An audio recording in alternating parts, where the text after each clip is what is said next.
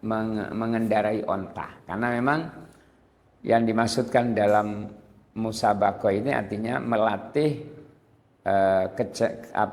keahlian daripada hal-hal yang bisa digunakan untuk jihad. Makanya menurut 3 mazhab, menurut ukhuwah ini menjadi hilang. Karena ada persaingan itu. Sehingga dengan adanya mereka yang mendapat, maka seolah-olah ukhuwahnya menjadi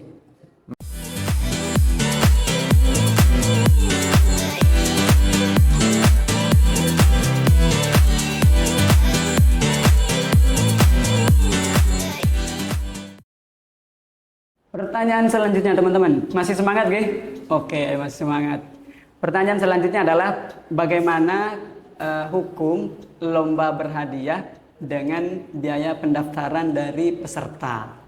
Nah biasanya kita sering mendapatkan brosur dari lembaga-lembaga untuk dalam rangka semisal milad, kemudian acara haflah itu biasanya salah satu rentetan acaranya dengan mengadakan lomba. Namun yang jadi pertanyaan yang kita tahu bahwa lomba itu dari segi pendaftarannya tidak boleh memungut biaya dari para peserta. Tapi realita yang ada sudah banyak terjadi dan kita temukan di ranah masyarakat. Lantas bagaimana Ustadz kita menyikapi problem demikian? Iya. Kalau kita berbicara lomba dalam bahasa kitab adalah musabaqah. Musabaqah. Ya. Musabaqah yang diperbolehkan yang diperbolehkan itu yang ulama sepakat, yaitu ketika kita melombakan untuk melatih skill dari alat-alat perang. Yaitu apa? Berpacu, pacuan kuda, memacu kuda, kemudian melempar anak panah, kemudian mengendarai onta. Karena memang yang dimaksudkan dalam musabaqah ini artinya melatih keahlian daripada hal-hal yang bisa digunakan untuk jihad. Makanya menurut 3 mazhab, menurut ijma'nya ulama, untuk 3 hal ini diperbolehkan dimusabaqahkan. Mengendarai kuda, onta, dan kepandaian melempar anak panah. Ini sepakat ulama itu boleh dilombakan. Kemudian untuk yang lain, melombakan hal-hal yang lain itu ada yang membolehkan, yaitu mazhab Abu Hanifah. Tidak terbatas kepada 3 barang itu tadi. Bisa melombakan hal-hal yang memberikan manfaat diniyah. Itu manfaat diniyah, misalnya lomba untuk menggugah semangat anak untuk membaca kitab misalnya, musabaqatul kitab atau Al-Qur'an dan lain sebagainya. Oke lah, ini sekarang yang tadi sebenarnya jadi titik poinnya bagaimana mengadakan event yang oleh orang disebut lomba. Ya, kemudian dengan memungut biaya dari peserta. Ini hukumnya setelah kita cari, kalau biaya itu dipungut dari peserta, ini sudah termasuk qimar, perjudian. Ya, termasuk perjudian. Ini makanya tidak diperbolehkan perlombaan apapun namanya, walaupun tidak untuk menang-menangan, seperti jalan santai. Jalan santai, panitia menggalang dana dari peserta. Kemudian diundi, ada yang dapat hadiah, ada yang tidak dapat. Ini termasuk juga, ini bagian dari qimar, perjudian. Nah, bahkan ada contoh dalam satu fatwa ulama. Ada contoh begini. Ada seorang guru bilang kepada murid-muridnya, kalian akan mendapatkan hadiah besar jika kalian mencapai target tertentu.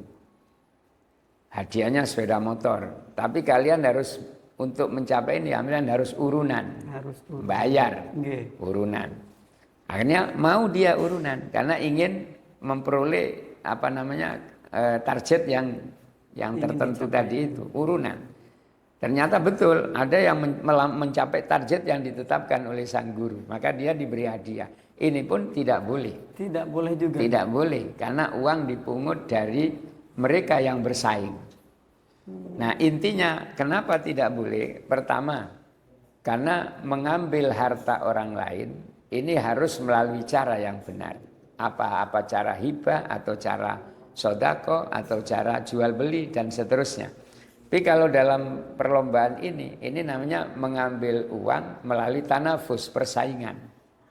Nah, persaingan sehingga lebih dekat kepada al-qimar, kepada yang namanya perjudian.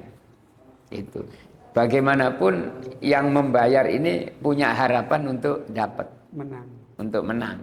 Ketika dia tidak dapat, maka ada penyesalan. Sehingga ruhnya ukhuwah ini menjadi hilang. Karena ada persaingan itu.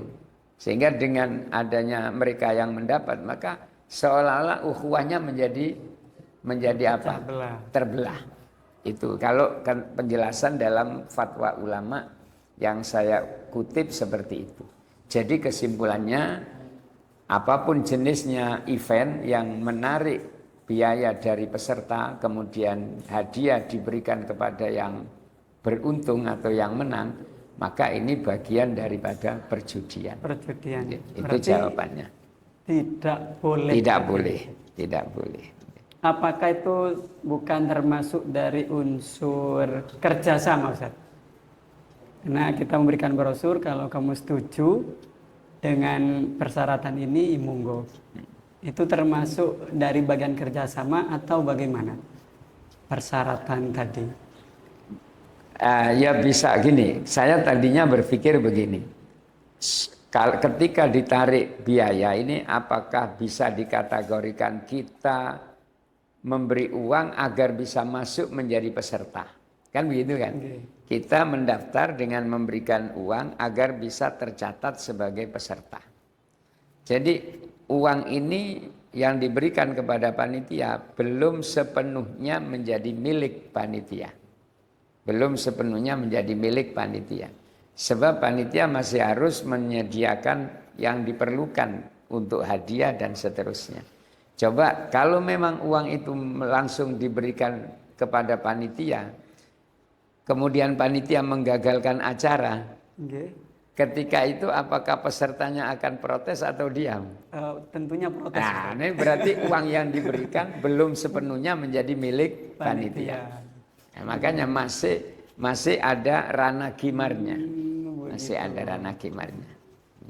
Itu persoalannya. jadi ya begitu itu. Memang ada saling bahu membau untuk mengumpulkan dana supaya tercipta event itu. Nah, tapi kan dia tidak memberikan cuma-cuma kepada panitia. Betul. Nah itu. Jadi ini belum milkun tam daripada panitia. Kalau itu milkun tamnya panitia, enak. Ini berarti yang memberi hadiah orang lain. Kan begitu. Tapi kan tidak begitu realitasnya. Kita berbicara realitas. Uang masih diharapkan kembali dari mereka. Jadi susah untuk mencari solusi ini. Susah untuk mencari solusi. Dalam pertanyaan yang ini, Ustaz. Ya, susah untuk mencari solusinya. Jadi pada kesimpulannya bahwa hukum lomba berhadiah dengan biaya pendaftaran dari peserta adalah tidak boleh. Tidak sah.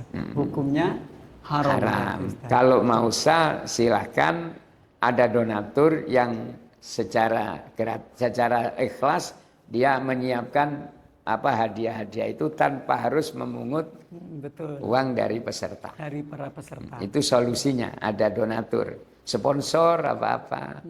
Itu. Sedangkan pendaftaran hanya untuk akomodasi. Akomodasinya peserta, misalnya ada kaosnya atau ada makanannya, hadiah tetap dari sana. Itu mungkin bisa jadi. Ini untuk apa uang pendaftaran? Untuk kaos kamu, karena ikut jalan-jalan. Oh, itu masih boleh? Boleh, kalau seperti itu. Hadiahnya nanti tidak diambil dari uang pendaftaran itu, tapi dari donatur yang... Berarti pada kesimpulannya hadiah itu harus murni dari panitia, Ustaz? Panitia, nggih. Kecuali peserta tersebut memberikan dan itu kembali lagi ke peserta. peserta. Misalnya untuk beli makanannya atau kaosnya. Nah, betul. Nah, itu administrasi namanya. Administrasi. Ya, untuk administrasi. Sama dengan santri daftar di pondok, kan ditarik administrasi, Betul. uang pendaftaran. Sama. Demikian mungkin yang podcast pada hari ini. Alhamdulillah, subhanallah, luar biasa jawaban-jawabannya mengena banget terhadap problematika yang kita alami saat ini. Kami sebagai host terima kasih tentunya kepada bintang tamu yang telah hadir di tengah-tengah kesibukan beliau. Terima kasih Ustadz. Dan juga tidak lupa kepada para penonton dan para pemirsa di rumah yang mulai dari awal sampai akhir mengikuti podcast pesantren edisi Tanya Ustadz. Kalian bertanya, Ustadz menjawab. Nah, teman-teman jangan lupa, bagi teman-teman yang ingin mengirim pertanyaan, monggo kami persilakan bisa melalui kolom komentar YouTube atau akun resmi media sosial Pondok Pesantren Salafiyah. IG-nya bernama PP Salafiyah Pas. Kami tunggu pertanyaan-pertanyaan tersebut dan kami siap untuk bertemu kembali di edisi-edisi berikutnya. Demikian yang bisa kami sampaikan. Selamat berjuang. Wassalamualaikum warahmatullahi wabarakatuh.